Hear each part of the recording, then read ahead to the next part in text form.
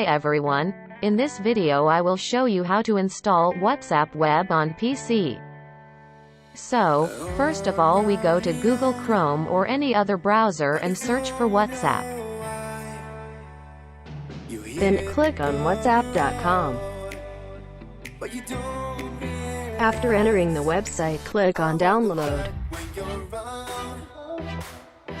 Then click on Download for Windows.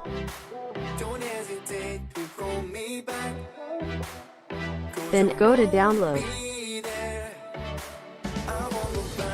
After the file is downloaded, open the file.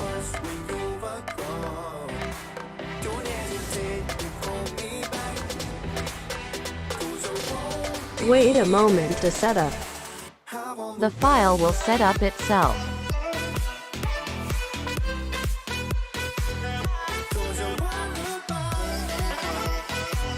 After finishing setting up, WhatsApp Web will open itself.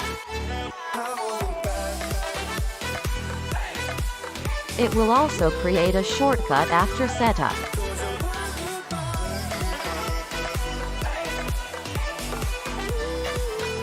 Lastly, WhatsApp Web will be able to be used as usual.